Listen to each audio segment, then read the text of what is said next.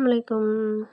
Regina கிச்சனில் இப்போ என்ன பார்க்க போகிறோம்னா, உப்பு கன்னம் தான் பார்க்க போகிறோம். நல்ல வெயிலாக இருக்கா, உப்பு கன்னம் போட்டுடலான்னு வீடியோ எடுத்துட்டேன். வாங்க எப்படி செய்கிறதுன்னு பார்க்கலாம். நான் ஆட்டுக்கறி தான் எடுத்திருக்கேன். இந்த மாதிரி மெலிசாக நீட்டமாக கட் பண்ணிக்கோங்க. உப்பு கன்னத்துக்கு இந்த மாதிரி தான் கட் பண்ணணும், அப்போ தான் நல்லா காயும்.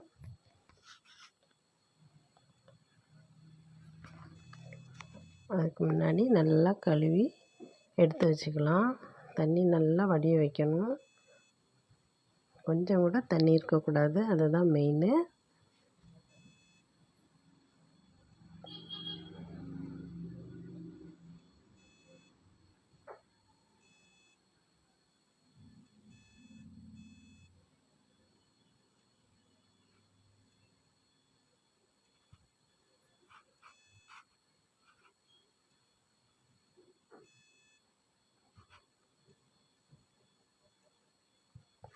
எல்லாத்தையும் ஒரு பாத்திரத்தில் போட்டு இப்போ நம்ம மசாலா ரெடி பண்ணிட்டு வந்துடுவோம்.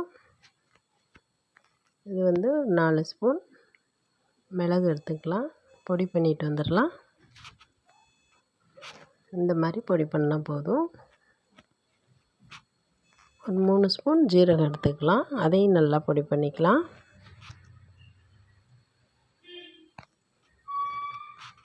இதையும் இந்த மாதிரி பொடி பண்ணால் போதும். இப்போ வந்து அந்த கறியில் நம்ம இதை போட்டுக்கலாம்.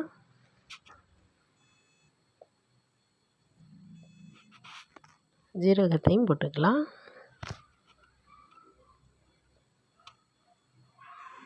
ரெண்டு ஸ்பூன் மிளகாத்தூளும் போட்டுக்கலாம். 2 ஸ்பூன் மஞ்சத்தூளும் போட்டுக்கலாம். மஞ்சத்தூள் அதிகமாக இருந்தால் ஒன்றும் தப்பில்லை, ஏன்னா கொஞ்சம் கவுச்சி இல்லாமல் இருக்கும். உப்பு கொஞ்சம் போட்டுக்கலாம்.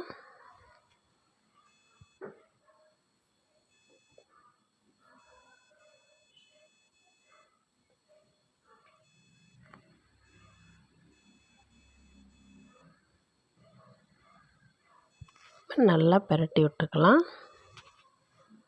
மெயினாக கறியில் தண்ணி இருக்கக்கூடாது, நல்லா வடிஞ்சிடணும், அப்போ தான் இந்த மசாலாலாம் அதில் ஒட்டும். இது நல்லா பிரட்டிட்டு கொஞ்சம் நம்ம நல்லெண்ணெய் ஊற்றிக்கலாம். நல்லெண்ணெய் எதுக்கு ஊற்றுறோம்னா, அந்த மசாலா நல்லா ஒட்டுறதுக்கு தான். காஞ்சதுக்கப்புறம் அப்படியே மசாலா அதில் இருக்கும், அதுக்கு தான் இந்த நல்லெண்ணெய் ஊற்றுறோம்.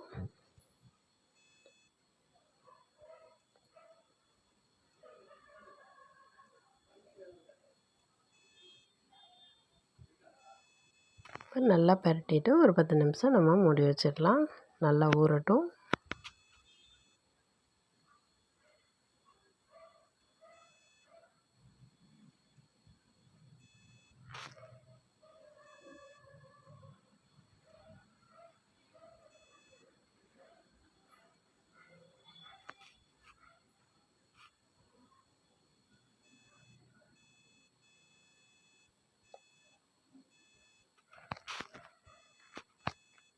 ஒரு 10 நிமிஷம் ஆயிடுச்சு. இப்போ எடுத்துடலாம். எடுத்து பார்த்துட்டு நம்ம வந்து இதை கோக்க ஆரம்பிக்கலாம்.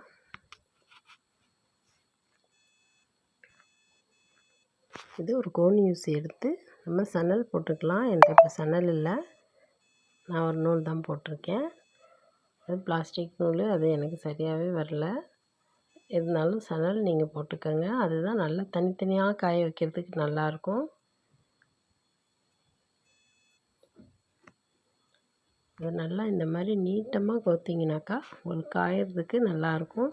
நடுவில் எதுவும் கோத்திங்கன்னா மடங்கிருச்சுனாக்கா உங்களுக்கு அந்த இடத்துல ஈரம் இருந்துக்கிட்டே இருக்கும், அதை மெயினாக பார்த்துக்கோங்க. இப்போ நம்ம காய வைக்கலாம். இந்த பாருங்கள், இந்த மாதிரி ஒத்தையாக போட்டிங்கன்னா உங்களுக்கு நல்லா காயும். இந்த நுனியில் தான் நீங்கள் போடணும். நடுவில் போட்டிங்கன்னா ஒரு மாதிரி மடிஞ்ச மாதிரி இருக்கிறதுனால நான் அந்த இடத்துல ஈரம் இருந்துக்கிட்டே இருக்கும், அப்புறம் கறியில் ஸ்மெல் வந்துடும். அந்த மாதிரி போடாதீங்க. இந்த மாதிரி இருந்துச்சுன்னா நல்லா காயும்.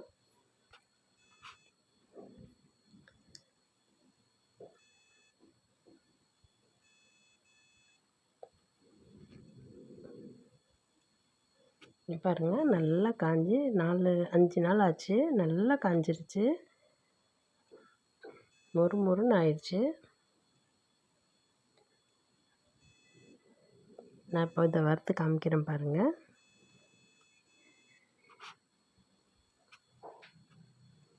இங்கே பாருங்கள், அமுங்கவே இல்லை பாருங்கள், நல்லா காஞ்சிருச்சு. இதுக்கு எண்ணெய் வந்து லைட் சூடு வச்சு போடுங்க. அதுக்கப்புறம் நல்லா சூடாயிரும். அதுக்கப்புறம் நல்லா பொரிஞ்சு வரும். நல்லா சூடாகி போட்டிங்கன்னா உங்களுக்கு போட்டோன்னே கருப்பாயிரும்.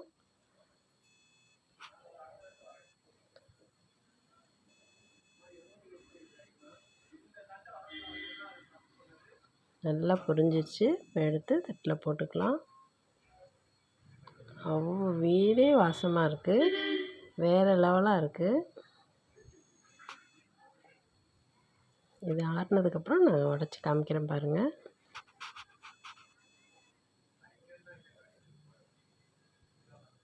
பாருங்கள், நல்லா மொறு மொறுன்னு ஆயிடுச்சு பாருங்கள். வாசம் அப்படி தான் இருக்குது.